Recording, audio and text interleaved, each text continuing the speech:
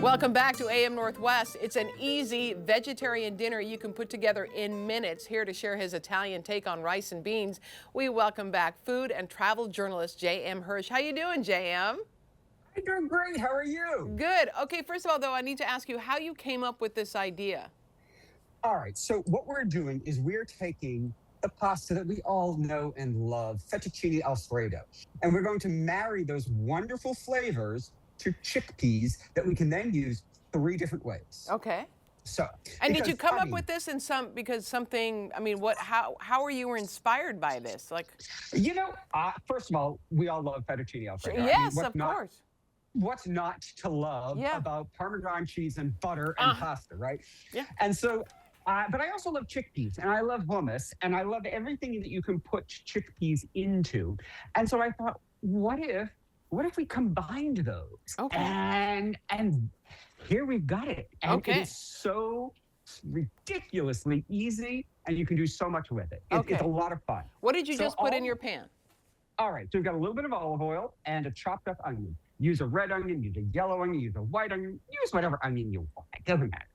And we've got about a teaspoon, or you can be more generous, of coarsely cracked black pepper. Oh, We're wow. adding that really early in the cooking. Now, that's really important because a lot of times, we think of seasoning with, salt and pepper as something we do toward the end of cooking. Sure. But what a lot of people don't realize is that a lot of spices have fat-soluble flavor components. So when you add them to a hot fat in the pan, it's called blooming the seasoning. And so we're drawing out deeper, richer flavor from something as common as black pepper simply by heating it in the hot fat as we cook, rather than adding it at the end where it's going to have less of an impact. Oh, okay. Okay. All we're doing is sauteing our onion and our black pepper with a little bit of olive oil until they soften up. It doesn't take very long. Now, while those soften up, we can talk about the basis of this recipe, which is, of course, fettuccine Alfredo. Now, in the United States, we generally get fettuccine Alfredo wrong in all the ways that you possibly could. We tend to think of it as a heavy cream-based sauce. And that's where the creaminess comes from, right? No, it doesn't. I went to Italy years ago and learned it from the restaurant that actually created the dish. And fettuccine Alfredo should technically have only 3 ingredients: fettuccine, Parmesan cheese, and butter. And I guess a 4th ingredient if you count some of the water that the pasta was cooked in. Sure. That's it. There is never heavy cream. Now, how does that dish become creamy? Well, the starch in the pasta leaches out during cooking. And that's why you use some of the pasta cooking water. Now, what starch does is it emulsifies the fat in the butter and in the cheese to create a creamy sauce. So the creaminess doesn't come from cream. It comes from an emulsified fat solution. So that is the secret to great fettuccine Alfredo. It's also going to be the secret to our Alfredo chickpea. So now our onions have softened up, and we have a can of chickpeas, just a regular 15.5-ounce can of chickpeas. Drain them, but do not rinse them. This is a very important point because the water that the chickpeas are packed in contains starch. Right. And we want that starch because that's going to emulsify the fat in our sauce. And so we just want to, we're not cooking these. These are already cooked. We're just heating them up for a little bit.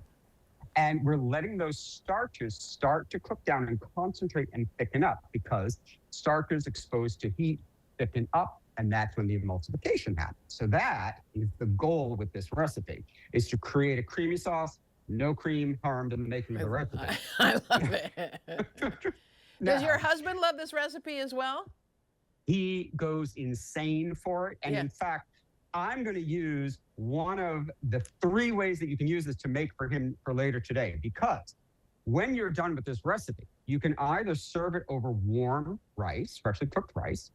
You can use a potato masher and lightly mash them in the pan and spread them onto toasted baguette. Oh, that sounds good. Oh, it's so amazing. But what I'm actually going to do is I'm going to take the whole thing and I'm going to throw it in the food processor with a little squirt of lemon juice and some tahini, and I'm going to turn it into the richest, most decadent, most amazing hummus you have ever tasted. Oh, you turn it into hummus too. Wow. Exactly. All right. So these chickpeas have heated through.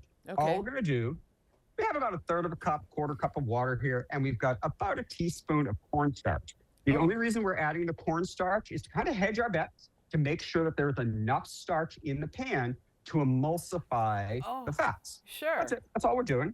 We're going to add that to our pan, and we're going to add 2 tablespoons of butter, a very important ingredient for any Alfredo dish. Yeah. Well, actually, not just Alfredo, for any dish. All right. Butter makes everything better, right? Yep. Everything better. And so we're going to just stir this around and let the fats start to emulsify, let the butter melt, and oh my God. I mean, it smells buttery. You know, you torture me when you do this stuff. You really just torture me. I think you're being mean. I think you're being mean to me. You know, you just need to move to the East Coast so I can cook for you. Okay.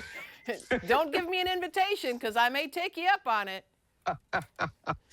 Now I'm just going to throw in a little bit of salt. Okay. And I go light on the salt on this because we're using Parmesan cheese, which is already very salty. So remember, you can always add salt later. You can't take it out. True. So once your butter is melted, you can already see it getting nice and creamy. I'm going to turn the heat way down.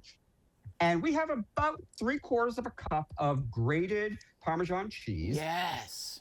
Remember, when you're working with Parm and you want to melt it, it's usually better to put it in the food processor and grate it up so it's like these little granules rather than just shred it on a box grater. Okay. And the reason is it melts more quickly and more evenly than bigger shreds. Okay. That's the only difference. So we're just going to stir this around and give the cheese a chance to melt. Now, again, this is the stage when you could just spoon it over rice, like I'm going to do in a second. I like that idea. Or grab your potato masher and just mash them right in the pan and then smear them on toasted sourdough. Oh, it's so good. It's so good. Or, again, just throw it on in the food processor with some tahini and lemon juice, and you're going to puree it until it is hummus, and it is going to be the most amazing, most just decadent hummus you've ever had. And that's it. There you go. We have a nice vegetarian dinner there. And again, you can put it on baguette, turn it into hummus, eat it with whatever you like. Great idea. JM, that's a great creation you came up with there. Love it. Thank you so much. We're going to put the recipe on our website at katu.com. JM, great to see you. Great to see you. Thank you. All right, we'll be right back with more AM Northwest. Don't go away.